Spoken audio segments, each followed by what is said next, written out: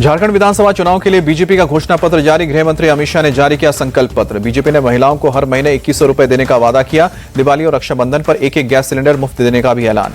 3 लाख सरकारी पदों पर भर्ती करने का भी वादा। शाह बोले हर साल एक युवा को स्वरोजगार देंगे। ग्रेजुएट पोस्ट ग्रेजुएट के लिए युवा साथी योजना शुरू करने का भी ऐलान। 5 साल में हर गरीब को पक्का मकान देने का भी वादा। बीजेपी ने झारखंड में 10 नए मेडिकल कॉलेज खोलने का भी वादा किया। करीब बेटियों को केजी से लेकर पीजी तक मुफ्त शिक्षा का ऐलान। संकल्प पत्र जारी करते हुए शाह बोले बीजेपी जो वादे करती है उसे हमेशा पूरा करती है। ये चुनाव झारखंड के भविष्य का चुनाव है। शाह ने सोरेन सरकार पर निशाना साधा। बोले झारखंड की सरकार भ्रष्टाचार में डूबी है। बेरोजगारी और पेपर लीक से झारखंड का युवा त्रस्त है। शाह बोले यहां आदिवासी सुरक्षित नहीं है, झारखंड को हम सुरक्षित करेंगे। सोरेन सरकार ने विकास योजनाओं को भी किया ठप। शाह ने कहा कि रोटी बेटी और माटी की सुरक्षा हमारा संकल्प है। विश्वास है कि जनता विकास चुनेगी। घुसपैठी और महिला अपराध पर बोले शाह, कहा कि झारखंड से घुसपैठियों को चुन चुन कर बाहर निकालेंगे। सोरेन सरकार में महिलाओं के खिलाफ अपराध बढ़े हैं। झारखंड में लागू होगा यूसीसी। अमित शाह ने किया ऐलान। बोले कि सरकार बनने पर यूसीसी करेंगे लागू। आदिवासी समुदाय को यूसीसी के दायरे से रखेंगे बाहर। इंडिया टीवी से बातचीत में अजीत पवार ने शरद पवार पर निशाना साधा। बोले कि योगेंद्र पवार को किसने टिकट दिया, उन्हें दोष देने से क्या फायदा। अजीत बोले मुझ पर पार्टी तोड़ने का आरोप गलत है। 53 में 43 एमएलए ने कहा था कि सरकार में हमें जाना चाहिए। अजीत पवार का बहुत बड़ा खुलासा। दूसरी जगह से लड़ना चाहता था चुनाव। बारामती के लोगों ने कहा इससे गलत मैसेज जाएगा। लोकसभा चुनाव में महाराष्ट्र की स्थिति अलग थी।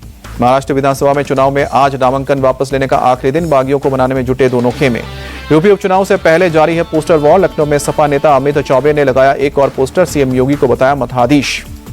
पोस्टर में लिखा मठाधीश बांटेंगे और काटेंगे, पीडीए जोड़ेगी जीतेगी। सपा के नए पोस्टर पर बीजेपी का पलटवार। प्रवक्ता राकेश त्रिपाठी बोले सपा कंफ्यूज, इनका एमवाई पीडीए वाला समीकरण फेल। नारे और होर्डिंग से सपा की नैया नहीं होगी पार। केशव प्रसाद मौर्य ने सपा का लेकर निशाना साधा। ट्वीट कर लिखा मुस्लिम तुष्टीकरण और जिहादियों का समर्थन सपा का असली एजेंडा। सत्य शर्मा होंगे जम्मू कश्मीर बीजेपी के नए अध्यक्ष। रविंद्र रैना को राष्ट्रीय कार्यकारिणी में सदस्य बनाया गया। केंद्रीय मंत्री ज्योतिरादित्य सिंधिया ने उपराष्ट्रपति जगदीप धनखड़ से मुलाकात करके कई मुद्दों पर चर्चा की। यूपी में सीएम योगी को धमकी देने वाली महिला को मुंबई पुलिस ने हिरासत में लिया। आज सुबह मुंबई पुलिस के कंट्रोल रूम में आया था धमकी भरा मैसेज। आनंद विहार, अशोक विहार और नेहरू नगर और रोहिणी में एयर क्वालिटी इंडेक्स 400 के पार। वजीरपुर में 395, आरकेपुरम में 380 और विवेक विहार में 388 दर्ज किया गया AQI।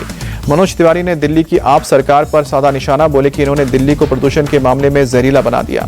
मनोज तिवारी ने कहा कि आपके स्मॉग गन तभी शुरू होते हैं जब चुनाव सामने आते हैं। दिल्ली की जनता अब इनको बर्दाश्त नहीं करेगी। दिल्ली की यमुना नदी में बड़ा प्रदूषण है। नदी के सतह पर दिखा जहरीला झाग। न्यूजीलैंड के खिलाफ तीसरे और आखिरी टेस्ट मैच में भारत की करारी हार। मुंबई टेस्ट में न्यूजीलैंड ने भारत को 25 रनों से शिकस्त दी।